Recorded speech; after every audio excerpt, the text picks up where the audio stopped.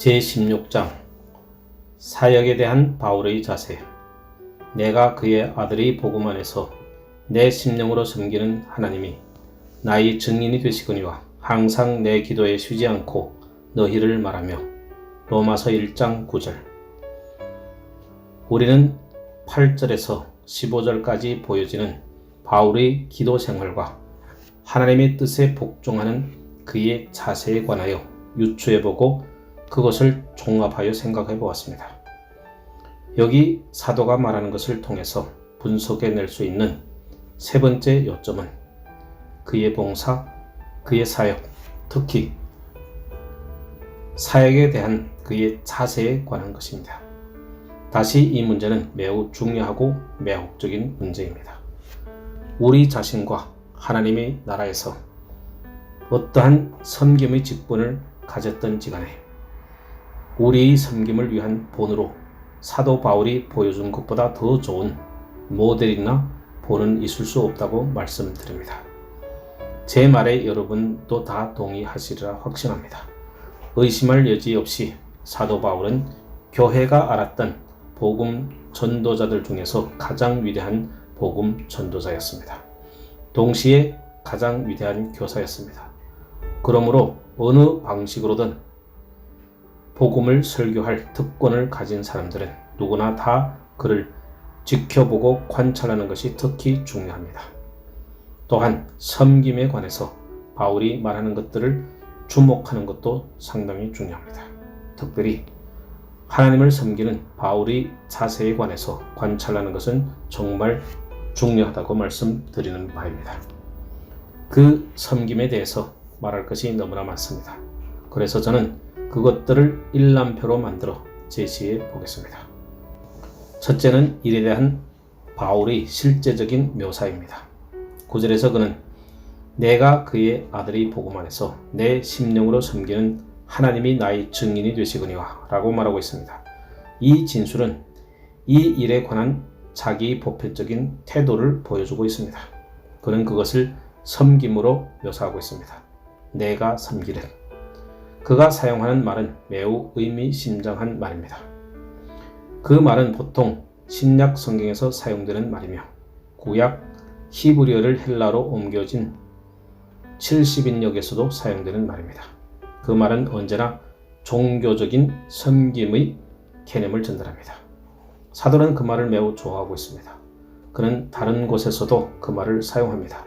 그러므로 사도는 그들이 알기를 바라는 그의 섬김, 하나님을 섬기는 것, 그것은 언제나 종교적인 섬김입니다. 그것은 언제나 그 속에 예배와 숭상의 요소를 담고 있는 섬김이라는 것입니다. 우리는 여기서 그 개념 속에서 억지를 가하여 거짓된 사제의 개념들을 주장치 않도록 조심해야 합니다. 왜냐하면 사도 바울에게 있어서 그러한 개념이 여기에 전혀 없기 때문입니다. 다른 신약의 저자들과 같이 사도 바울은 모든 그리스도인들이 제사장들이라고 말합니다. 우리는 신약 성경에서 모든 신자들의 보편적 제사장직에 대한 위대한 프로테스탄트 교리가 확고하게 진술되어 있는 것을 발견합니다. 그런 의미에서 그 섬김은 제사장적인 섬김입니다. 그러나 따로 떼어진 어떤 성직자 그룹만 제사장이라는 의미에서의 섬김은 절대 아닙니다. 여기에는 그러한 것에 대한 요소가 하나도 나타나 있지 않습니다. 오히려 그것은 예배의 정신을 함축한 섬김입니다. 제가 이것을 강조하는 것은 우리가 하나님께 드리는 어떠한 섬김도 언제나 이러한 특징과 특질을 지니고 있어야 함을 우리 모두가 인식해야 하기 때문입니다. 하나님을 위해서 행해지는 어떠한 일도 종교적인 섬김이요, 종교적인 행위입니다. 그것은 언제나 예배의 요소를 띠고 행해져야 한다는 것입니다. 심지어 하나님의 일 중에서 사업적인 성격을 띤 일을 추구하는 것과 같은 매우 기계적으로 보이는 어떠한 일을 행하거나 아니면 어떤 위원회의 성원으로서 행동하거나 아니면 어떤 모임을 이끌고 가고 있다 할지라도 여러분은 집사요, 어떤 건물이나 구조물에 관계하고 있거나 어떤 인물을 보좌하고 있거나 아니면 연설문을 쓰고 있거나 간에 그것은 하나님의 일이라면 언제나 이 예배의 요소를 띠고 있어야 합니다. 하나님의 교회에서 하나님의 나라를 위해서 행해지는 어떤 일도, 하나님을 위해서 행해지는 어느 일도 언제나 이 고유한 특징을 지니고 있어야 합니다. 그것은 종교적인 일입니다. 종교적 요소가 강조될 필요가 있는 것은 우리가 흔히 거짓된 구별을 하는 경향이 있고 우리 예배의 영적인 부분과 우리가 생각하기로 물리적인 부분 사이를 철저하게 인위적으로 성경이 뒷받침하지 아니하는 방식으로 분리하는 경향이 있기 때문입니다. 우리 모두 그 점에 대해서 의견을 같이 할 것이라고 생각합니다. 사도는 결코 그러한 구별을 하지 않았습니다.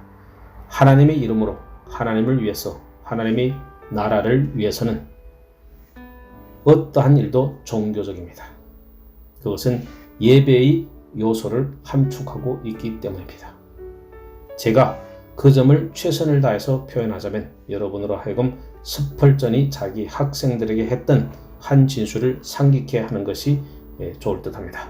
스펄전은 그의 진술은 이 점을 매우 잘 예정합니다. 그는 그 학생들에게 기도 모임에서 성도답게 기도했던 선한 그리스도인들이 갑자기 어느 교회 집회에서 마귀처럼 말하거나 행동하는 것을 발견할 때가 있을 것이라고 경고했습니다.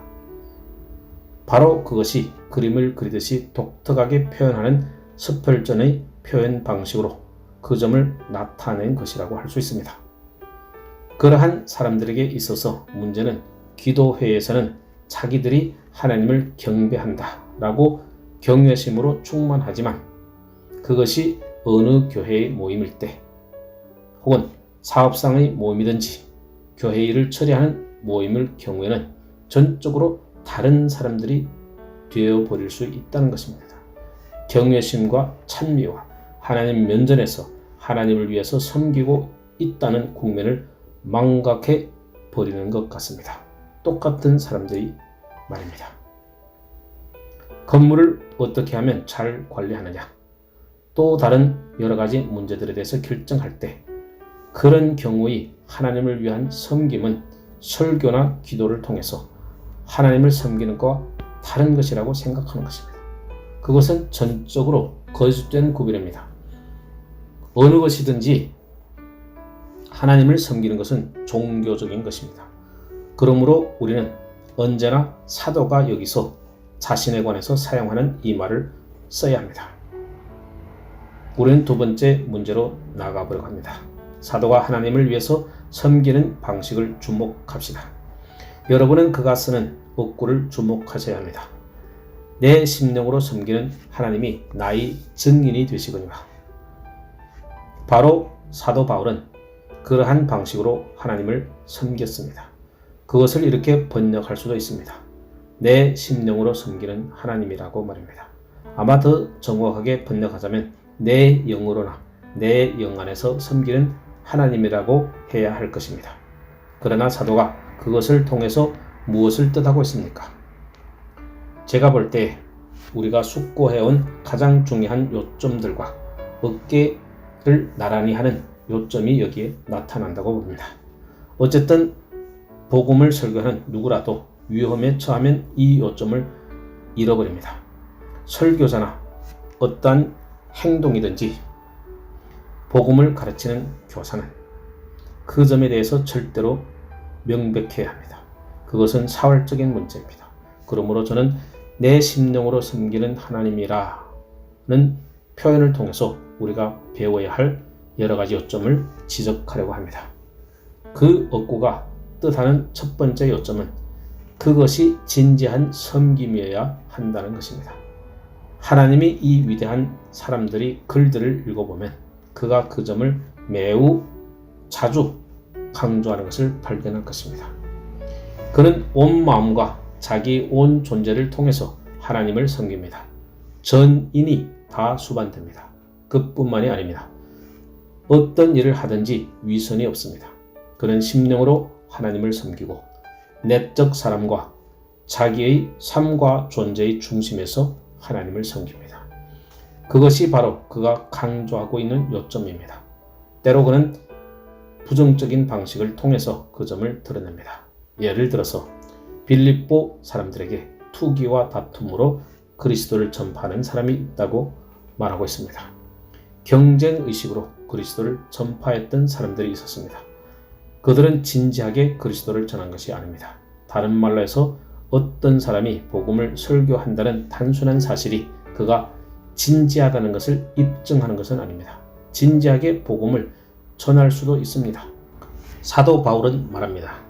빌립보서 1장 나타나는 그 사람들은 복음을 전하되 주로 바울로 하여금 더 비참해지도록 하기 위하여 복음을 전하고 있었다고 그들은 진지하지 못했습니다. 그들은 다른 동기를 가지고 있습니다. 그 동기는 얼마나 추하고 무가치합니까? 바울은 그와 같이 전하지 않았습니다. 바울은 그런 식으로 섬기지 않았습니다. 그의 섬김은 진지한 것이었습니다. 바울은 또 다른 곳에서 그 요점을 강조하고 있습니다. 왜냐하면 바울이 볼 때 그것은 정말 절대적이고 사화를 좌우하는 진수가 되기 때문입니다. 설교나 하나님의 나라를 위해서 일을 할 때 자기가 진지하지 못하다는 인상을 끼치거나 아니면 자신을 위해서 그 일을 하고 있거나 자기 평판을 내기 위해서 그 일을 하고 있다는 암시를 사람들에게 주는 것보다 사도의 마음을 더 상하게 하는 것은 없었습니다. 고린도에 있는 많은 사람들은 바울이 행하는 그러한 일들을 그런 식으로 말하고 있었습니다. 그래서 고린도 후서 4장 2절에서 바울은 그것을 이와 같이 말하고 있습니다. 이에 숨은 부끄러움의 일을 버리고 괴혈 가운데 행하지 아니하며 하나님의 말씀을 혼잡케 아니하고 오직 진리를 나타내므로 하나님 앞에서 각 사람의 양심에 대하여 스스로 청구하느라. 그것이 바로 바울의 방식입니다. 그는 하나님을 진지하게 섬겼습니다. 자기가 하나님의 면전에 있다는 것을 인식하고 하나님께서 모든 것을 아시며 보신다는 것을 깨달았습니다. 그의 마음은 언제나 하나님을 향하여 열려져 있었습니다. 그것이 바로 내 심령으로 라는 말을 통해서 바울이 뜻하는 바입니다. 시치미를 떼는 것이나 부정적인 것이나 교활한 것이 전혀 없이 오히려 그 정반대로 했다는 말입니다. 그러나 내 심령으로 라는 표현이 외적인 섬김과 태조를 이루고 있다는 것은 틀림이 없습니다. 사람의 영은 사람에게 있어서 가장 내밀한 부분입니다. 영은 내 존재의 진정한 생명적인 요소입니다. 그러므로 내 영으로 어떤 것을 하고 있다고 말한다면 그것은 내가 그것을 외면적으로만 행하지 않고 있다는 말입니다. 이는 다시 엄청나게 중요한 요점입니다. 복음을 전하는 일은 하나의 직업이 아닙니다. 그것은 하나의 소명입니다. 여러분은 직업을 잡습니다. 설교하라고 부르심을 받습니다. 어떤 일을 취하고 직업이나 그와 같은 어떤 일을 해나갑니다. 그것은 여러분 밖에 있습니다. 여러분은 그것을 붙잡고 있기는 하지만 말하자면 여러분의 일부는 아닙니다. 여러분은 가방을 듭니다. 가방을 다 쓰고 나면 그것을 내려놓습니다. 그러나 심령으로 일하는 경우에는 그렇지 않습니다. 이것은 어떤 사람 속에 있는 무엇입니다. 그것은 그의 뼛속에 들어있는 무엇입니다. 예레미야는 그 점을 그림으로 그려보듯이 매우 뚜렷하게 표현합니다. 그는 언젠가 여러 가지 이유로 인해서 다시 말씀을 전하지 않기로 결심한 적이 있었다고 말하고 있습니다. 그런데 그는 이렇게 말하고 있습니다. 나의 중심이 불붙는 것 같아서 골수에 사무치니 답답하여 견딜 수 없나이다. 예레미야서 20장 9절. 그는 어쩔 수가 없었습니다. 그것은 속에서 나오는 것이지 밖에서 들어온 것이 아닙니다. 그것은 내면적인 것이지 외면적인 것은 아닙니다. 그러나 우리는 이 점을 보다 더 명확하게 지적해야 합니다. 사도는 설교하기 위해서 설교를 하지 않습니다. 또한 설교하기를 시작했다는 단순한 이유 때문에 설교를 계속 해 나가는 것도 아니었습니다. 내 심령으로 라는 표현을 통해서 저는 그 점을 매우 뚜렷하게 발견합니다. 설교하기 시작했다는 단순한 이유 때문에 설교를 계속 해 나가는 사람들이 있습니다. 그들은 처음 사랑을 잃었습니다. 그들은 냉랭해졌습니다. 그들은 여전히 말은 하지만 그들이 심령으로 말하는 것은 아니었습니다. 불이 꺼져버린 것입니다. 사람들은 젊을 때의 자기들의 모습을 기억합니다. 심령으로 설교했고 영으로 설교했던 때를 기억합니다. 그런데 더 이상 그렇게 하고 있지 않습니다. 물론 여전히 설교하고 있기는 하지만 더 이상 심령으로 예배를 드리고 있지 않습니다. 그보다 더 비극적인 것은 없습니다. 그러나 그러한 무서운 가능성이 존재합니다. 많은 사람들에게 그러한 일이 일어났습니다. 그러나 여기 이 바울은 심령으로 설교하고 있습니다. 바울의 설교는 외면적인 것이 아니었습니다. 저는 그 문제를 다음과 같은 방식으로 보다 더 예리하게 지적하고자 합니다. 여기서 나는 내 설교를 듣고 있는 어느 사람에게 못지않게 내 자신에게도 설교하고 있다고 말하고 있습니다. 사람이 심령으로 설교하고 예배를 드릴 때 자기가 설교하기로 이미 공표되었기 때문에 설교하는 것은 아닙니다. 여러분은 내가 어떤 의미에서 그 말을 하는지 아시겠습니까? 제게 있어서 가장 큰 위험이요, 가장 큰 시험거리라면 지난 주일에 내가 설교할 것이라고 발표되었다는 단순한 사실 때문에 다음 주일에 2번 이 강단에 서는 일입니다. 물론 사람이 자기의 약속을 깨뜨리지 않는 것은 옳습니다. 자기의 말을 어기지 않는 것도 옳습니다. 만일 내가 설교하기로 공포되었다면 나는 가서 설교해야 합니다. 그렇습니다. 그러나 다음 주일이 오면 2번 설교하기로 공표되었기 때문에 나는 2번의 설교를 해야 한다는 단순한 이유로 그 일을 하고 있다면 그것은 외면적인 섬김입니다. 나는 그것을 내 심령으로 하고 있지 않는 것입니다. 5. 사람이 심령으로 일을 할 때 그 일을 그의 존재의 매우 깊은 데서 우러나오는 어떤 일이 있기 때문에 행해지는 일이 됩니다. 말하자면 그 속에서 우러나오는 일이라는 것입니다. 그것은 밖에서 그에게 부과된 것이 아닙니다. 또 단순히 그저 어떤 일과 관련되어서 하는 일도 아닙니다. 그보다 더 나아갑니다. 그보다 더 깊습니다. 아마 저는 그 점을 다음과 같은 방식으로 표현함으로써 강조해야 하겠습니다. 사도 바울이 말씀을 전하는 방식에 있어서 초연한 자세를 취하는 것 같은 일은 없습니다. 그는 하나의 연기자가 아니었습니다. 또는 학문적이고 초연적인 자세로 그 일을 해내지도 않았습니다. 여러분도 알다시피 하나님의 말씀을 다루면서 마치 자기들은 섹스피어나 지리학이나 역사학을 가르치고 그와 같은 태도로 말씀을 다루는 것을 들어봤습니다. 그것은 매우 명석하게 해내고 있었습니다. 그러나 그 일은 그 사람 밖에 있다는 것을 여러분은 느꼈을 것입니다. 그들은 그 일을 취했습니다. 그들은 놀랍게 자기를 과시하면서 강해하는 본문을 분석해내고 있었습니다. 그러나 그것은 그들 자신 밖에 있습니다. 사람과 메시지가 서로 떨어져 있었습니다. 어떤 생명을 낳는 교제의 교통이 없었습니다. 그런 경우 그 사람은 심령으로 그 일을 행하지 아니한 것입니다. 복음을 설교하거나 가르칠 특권을 부여받은 어떤 사람도 자기 자신 밖에서 초연하게 외적으로 더 나아가 궁극적으로는 아주 기계적으로 영적이고 사활적인 방법으로서가 아닌 태도로 그러한 일들을 할 위험스러운 시험이 항상 존재합니다. 바울은 외면적인 방식으로서가 아니라 심령으로 하나님을 섬겼습니다. 그러나 저는 여러분에게 또 다른 대조를 말씀드리려 합니다.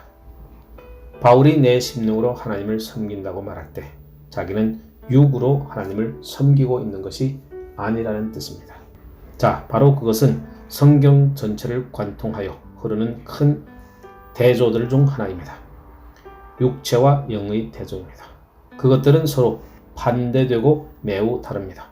그래서 사도가 내 심령으로 하나님을 섬긴다고 말하는 것은 내 섬김은 육신적인 섬김이 아니다. 어떤 의미에서 육으로 행해지는 것이 아니라고 말하고 있는 셈입니다. 물론 고린도전서 1장과 2장에서 사도 바울은 특별히 우리에게 설명해 주는 것입니다. 저는 때때로 모든 목회자들이나 설교자들이 최소한 매주일마다 이 두 장을 읽어야 한다고 느낄 때가 있습니다. 더 자주는 못 읽더라도 2번 정도는 읽어야 합니다. 왜냐하면 그 두 장의 말씀 속에서 사도는 영으로 하나님을 섬기는 것과 육체로 하나님을 섬기는 것의 차이를 말하고 있기 때문입니다. 그것은 무엇을 의미하는가? 그는 여기서 자기의 방식을 언급하고 있습니다.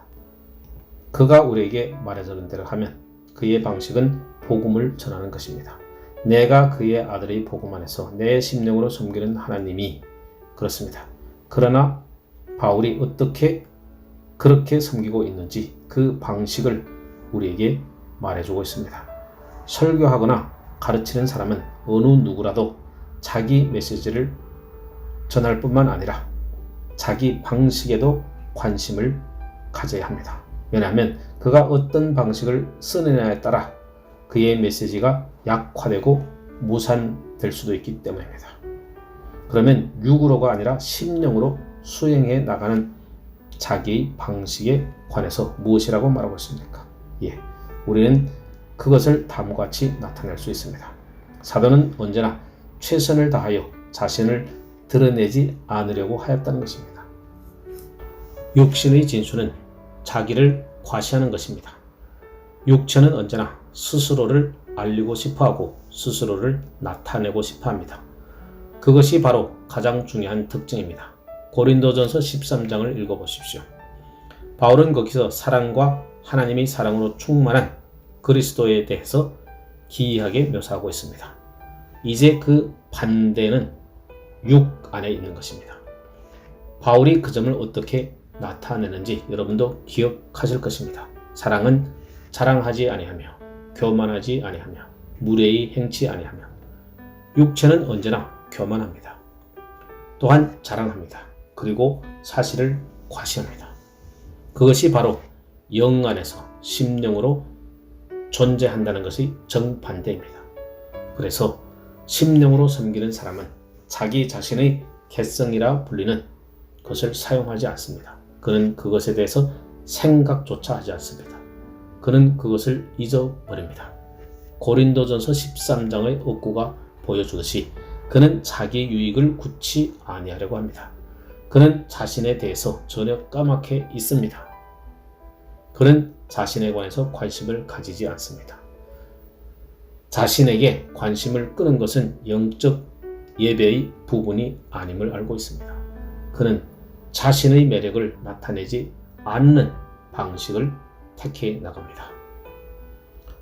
자신에 관해서 말하지 아니하고 사람들로 하여금 자기에게 관심을 기울이도록 하려고 애쓰지 않습니다. 사도는 고린도후서 4장에서 기념할 만한 점을 다음과 같은 어구로 표현하고 있습니다. 우리가 우리를 전파하는 것이 아니요 오직 그리스도 예수의 주되신 것과 또 예수를 위하여 우리가 너희의 종된 것을 전파하니라. 그는 역시 그 고린도 후서에서 자신을 전하는 사람들이 있다고 말하고 있습니다. 그런 사람들에게서 가장 크게 두드러지는 것은 설교자 자신이지 메시지가 아닙니다. 바로 그것이 육신적인 섬김이요 심령으로 섬기는 것의 정반대가 됩니다. 우리가 고린도전서에서 보듯이 어리석은 사람들이 여러 설교자들이나 어떤 인물을 중심에서 편당을 조성하고 여러 그룹으로 나누는 것보다 고린도 교회에 대해서 사도로 하여금 더 역겹게 만드는 것은 없었습니다. 어떤 사람은 나는 바울에게 속했다. 또 어떤 사람은 나는 아볼로에게라.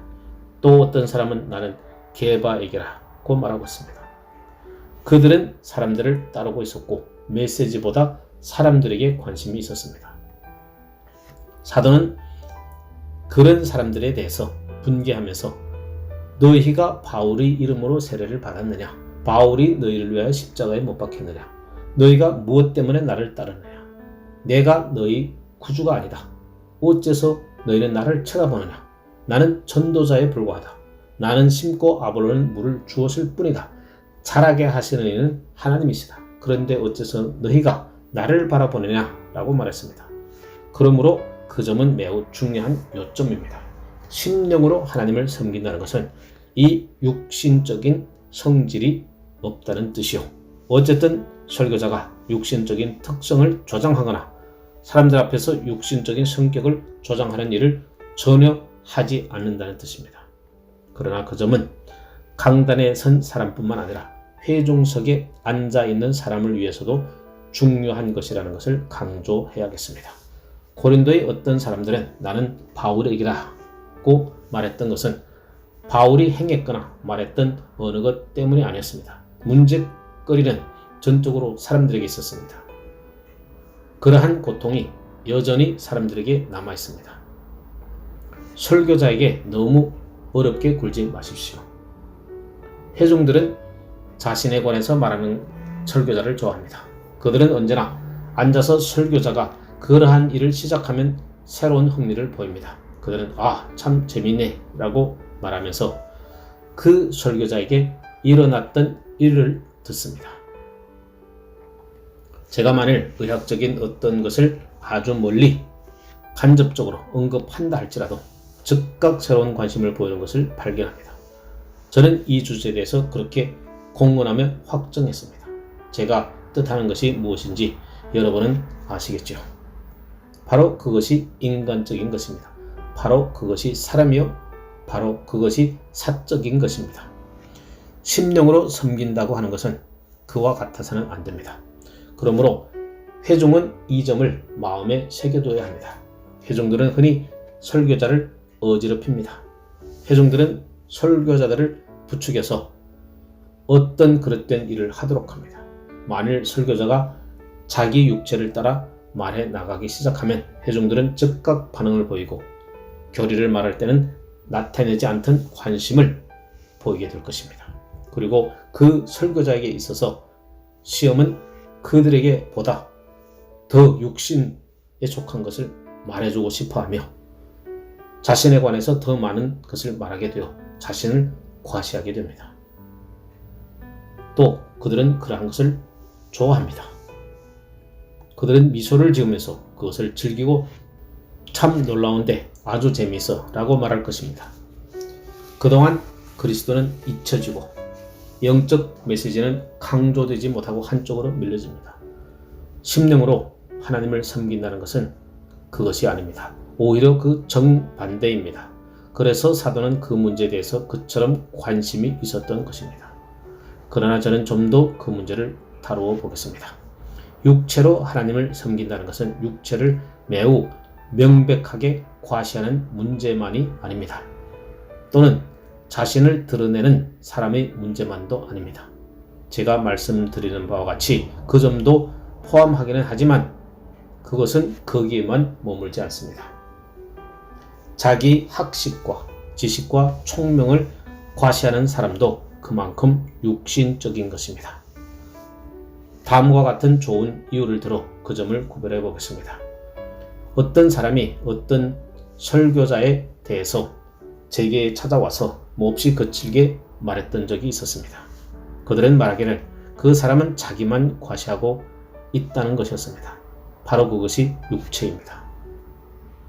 그런 다음 그 그리스도인들은 정확히 같은 잘못을 범하기는 하였으나 매우 다른 방식으로 그 일을 했던 다른 설교자에게는 대단히 칭찬을 늘어놓았습니다.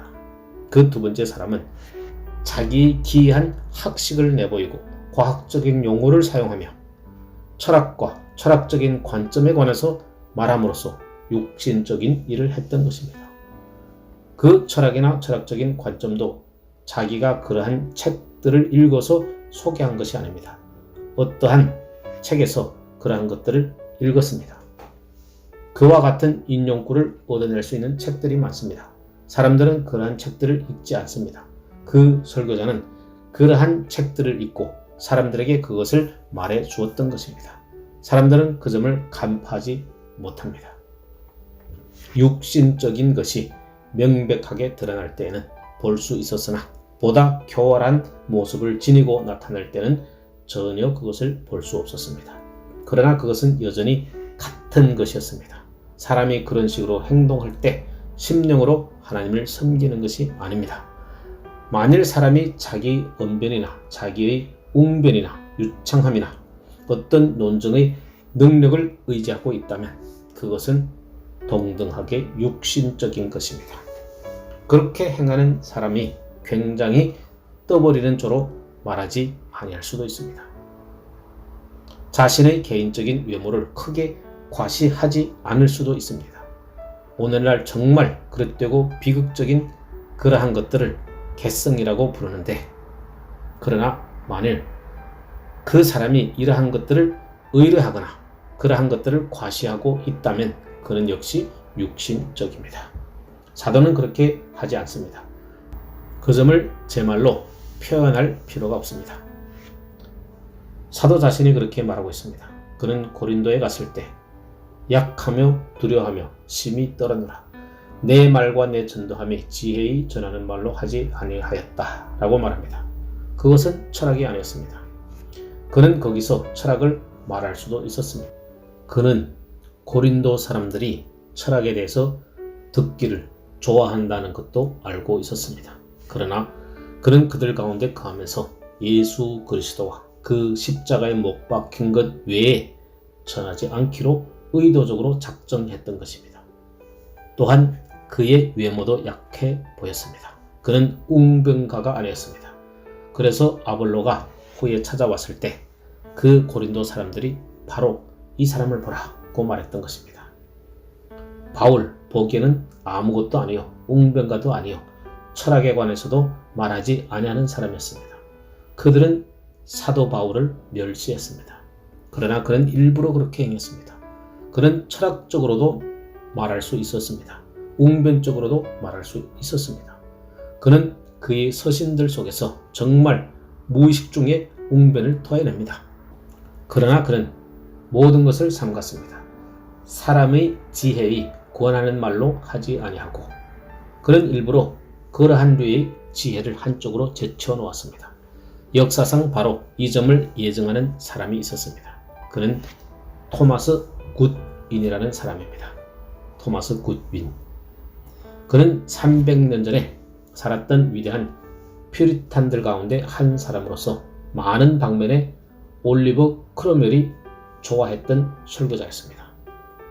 그 굿윈은 본질적으로 대단한 웅변을 토해낼 수 있는 사람이었습니다. 그는 회심하기 전에 어릴 때 목사가 되기 위해서 공부하면서 정말 놀라운 웅변적인 설교를 쓰곤 했습니다. 그의 설교 패턴은 캠브리지 대학에서 매우 웅변적인 설교로 여전히 화려한 문체가 나타나게 되었습니다. 본래 그는 웅변적인 사람인 거로 어쩔 수가 없습니다. 그러나 그는 그 다음에 한 설교자가 할 수 있는 가장 괄목할 만한 일을 했다는 생각이 듭니다. 그는 자기 설교 원고를 쭉 검토해 나가다가 화려한 문구에 이르게 되면 펜을 들어 그 부분을 그어버리고 말았습니다. 어떤 사람은 이 말을 듣고 어리둥절할지도 모릅니다. 그렇게 할 수 있는 사람은 심령으로 하나님을 섬긴다는 뜻이 무엇인지를 정확히 아는 사람뿐입니다. 그는 화려한 문구들이 절대적으로 진수가 아니라는 것을 깨달았습니다. 오히려 그러한 것들이 있으면 괜히 자신들을 나타내고 뽐내게 된다는 것도 알았습니다. 또한 자기 놀라운 문구를 열심히 듣고는 그 기이하고 균형 잡힌 문장이나 아름다운 말씨를 기억하면서도 그리스도는 망각한다는 것을 알았습니다. 그래서 그의 설교가 성령과 능력의 나타남을 따라 행해지는 것이 되기 위해서 그러한 것들을 삭제해버렸던 것입니다. 그러므로 우리가 기억해야 하는 또 다른 요점은 심지어 육신적인 열심과 같은 것이 있다는 것입니다. 사람이 열심을 낸다는 사실이 반드시 심령으로 하나님을 섬기고 있다는 것을 입증하지는 않습니다. 육신적인 열심과 사도 바울과 같은 열심을 구분하는 것은 매우 어려울 때가 있습니다. 그러나 사람이 자신에 대해서 정직하다면 언제나 자신은 알 것입니다. 어떤 사람은 천성적으로 분주하고 활동적입니다. 그들은 어떤 일을 하고 있지 않으면 행복하지를 못합니다. 그들은 일을 해야만 직성이 풀리고 해방감을 얻습니다. 그러나 그런 것이 참된 영적인 열심은 아닙니다. 성령의 강건함을 받는다는 것은 그러한 것을 뜻하는 것이 아닙니다. 그것은 전적으로 다릅니다. 육신에 있어서도 흥분적인 요소가 있습니다. 그러면서도 영적인 일에 대해서 전혀 자극을 받지 않을 수도 있습니다. 하나님께서 주신 열심이 있습니다. 그러나 그 하나님께서 주신 열심에는 언제나 고요함과 평강과 경배의 요소가 있습니다. 이처럼 심령으로 섬기는 데는 눈에 보기에 거북스러운 것이 전혀 없습니다. 그래서 사도는 자기는 심령으로 하나님을 섬긴다고 말합니다. 사도 바울은 그 점을 고린도후서 10장 4절에서 축약해서 표현하고 있습니다. 우리 싸우는 병기는 육체에 속한 것이 아니요 오직 하나님 앞에서 견고한 진을 파하는 강력이라. 심령으로 섬기는 문제가 여기에 다 표현되어 있습니다. 그는 육체 안에 있습니다. 그렇습니다. 그러나 그는 육체를 따라 싸우지 않습니다. 영을 따라 싸웁니다. 그의 싸움의 병기는 육체에 속한 것이 아닙니다. 다른 말로 해서 하나님을 심령으로 섬긴다는 것은 요약하여 나타내자면 삶과 마음의 가장 깊은 소원은 하나님을 섬기고 자기 존재 전체로 하나님을 섬기며 자기 전체 인격을 들여 하나님을 섬기는 것입니다. 사도 바울은 자기 몸과 혼과 생각과 영으로 하나님을 섬겼습니다. 그 자신의 모든 요소와 부분을 다 동원해서 하나님을 섬겼습니다. 그는 육체 안에 있습니다. 그렇습니다. 그러나 육체를 따라 싸우지 않고 영을 따라 싸웁니다. 그의 싸우는 병기는 육체에 속한 것이 아닙니다. 다른 말로 해서 심령으로 하나님을 섬긴다는 것을 요약하자면 자기의 삶과 자기의 마음 가장 깊은 소원은 하나님을 섬기는 것인데 자기 전 존재와 전 인품을 다 동원하여 그를 섬기고자 하는 것입니다. 그는 몸과 혼과 생각과 영으로 하나님을 섬겼습니다. 그의 모든 각 지체와 요소를 동원하여 하나님을 섬겼습니다. 저 사도행전 20장 31절의 서정적인 대목에서 그 점을 어떻게 나타내는지 주목하실 것입니다. 그러므로 너희가 일깨어 내가 3년이나 밤낮 쉬지 않고 눈물로 각 사람을 훈계하던 것을 기억하라. 그의 섬김에는 열정이 있었습니다. 그러나 그것은 그 마음과 영에서 우러나오는 것이었지 육신적인 열심이 아니었습니다. 그것은 하나님께로부터 오는 신적인 열심이었습니다. 다른 말로 해서 그것이 뜻하는 바는 그가 철저하게 하나님과 그를 섬기기 위해 자신을 복종시켰다는 것입니다. 그는 아무것도 감추지 않았습니다. 아무것도 유보해두거나 남겨두지 않았습니다. 그는 아무것도 생각하지 않았습니다. 그는 자신을 잊었습니다. 바울은 하나님을 섬기면서 다른 무엇보다도 연약과 무능함을 인식하고 성령과 그 능력을 바라보았습니다. 그러나 다시 사도행전 20장을 살펴봅시다. 특별히 24절을 봅니다. 바울은 에베소 장로들과 고별 인사를 하면서 성령께서는 어느 곳에서나 모든 도시에서 결박과 환난이 나를 기다린다고 말하고 있습니다. 그러나 그는 이렇게 말합니다. 나의 달려갈 길과 주 예수께 받은 사명 곧 하나님의 은혜의 복음을 증거하는 일을 마치려 하면은 나의 생명을 조금도 귀한 것으로 여기지 아니하노라. 바로 그것입니다. 그 자신이 아닙니다. 그는 이러한 것들 중에 어느 것도 계산에 넣지 않았습니다.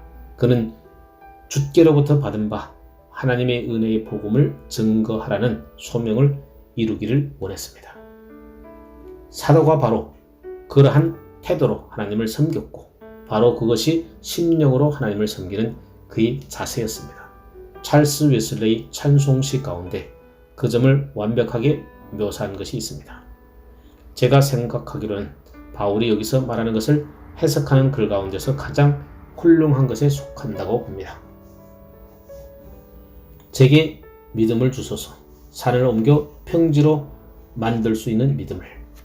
제게 어린애같이 기도하는 사랑을 주소서. 주의 집을 다시 세우고 싶어하는 간절한 열망을 가진 사랑을. 주의 사랑. 그것이 내 마음을 다스리는 권세가 되게 하소서. 그것이 내 속량받은 영혼의 열망이 되게 하소서. 5. 우리 모두 그 점을 잘 압니다. 우리는 심령으로 하나님을 섬길 것입니다. 보배로운 시간 아끼어 오직 이것만 위해서 살리이다. 오직 그들만을 위해서 시간을 쓰리이다. 바로 그것이 동기입니다. 아직 내 구주를 알지 못하는 사람을 위해서, 이들을 위해서 받은 내 사명을 온전히 입증하는 데에만 내 시간을 쓰리이다. 그리고 오로지 당신의 사랑을 불어넣는 데에만 시간을 쓰리이다. 주여, 내 재능과 은사와 은혜를 주의 복되신 손에 드리리이다. 그것들은 이제 더 이상 자기 것이 아닙니다. 그는 그 모든 것들을 다 넘겨주었습니다. 그는 더 이상 그러한 것들에 관심이 없습니다. 그는 그러한 것들을 과시하려 하거나 그러한 것들을 통해서 어떤 신용을 얻으려 하지도 않습니다. 그는 그 모든 것들을 다 넘겨줍니다. 그러니 나로 하여금 당신의 말씀을 전파하는 삶을 살게 하소서. 당신의 영광을 위해 살게 하소서. 나의 모든 거룩한 순간이 죄인의 친구 되신 분을 반포하는 데 쓰게 하소서. 내 마음을 넓게 하시고 내 마음의 불꽃을 더욱 활활 타오르게 하시고 내 마음을 끝없는 하나님의 사랑으로 채우소서. 신적 사랑, 바로 그것입니다. 자아는 비켜놨습니다. 그러나 나도 내 모든 힘 쏟아 당신과 같은 열심으로 그들을 사랑하리다. 그 열심은 육체에 속한 열심이 아닙니다. 하나님의 아들의 열심과 같은 열심입니다.